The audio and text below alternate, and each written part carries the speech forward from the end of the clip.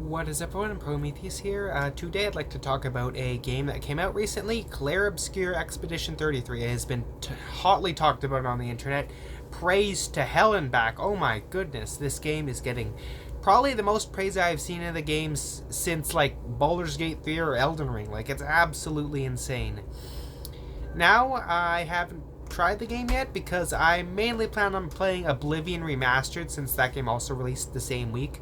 But if I do get enough money, I might check it out. But that's far from now. I barely have enough money to even afford lunch. Anyways, so I'd like to talk about kind of the fuss behind this game. People are praising it more so than like I don't know. It's the bottom line is it's getting a lot of praise from critics and players. I have barely seen any bad reviews because usually when a big game comes out and it gets a lot of good reviews, there's usually going to be a few rotten eggs calling it a bad game. But no, when I checked Metacritic, not a single one of the critic reviews are bad.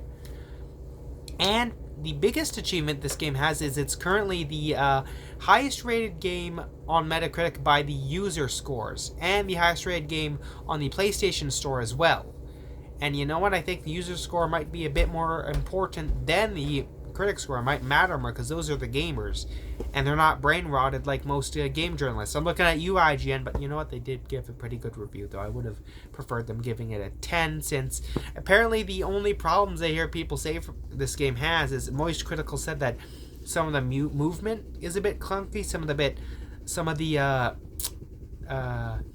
platforming and movement during exploration is a tad clunky, but he also said that they managed to make that a strength and made like platforming sections that are similar to Only Up. And you know what? I think that's good. Like, I have barely heard any bad things about this game other than maybe some slight nitpicks on, I don't know, like Moist Critical. The only things YouTuber Moist Critical had to say that were that good were the subtitles being a bit blurry and lip sync. That's it. And the biggest problem he had with the game, they managed to make a strength somehow. So you know what?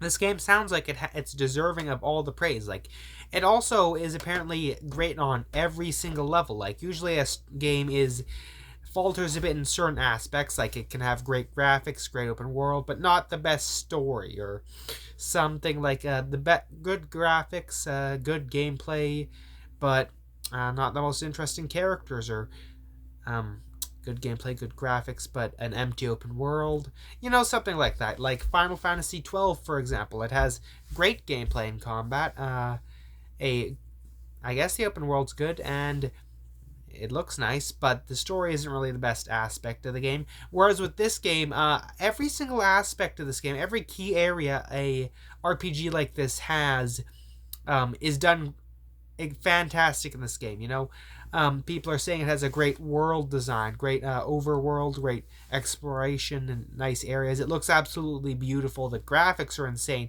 I absolutely cannot believe this game was made by 30 people.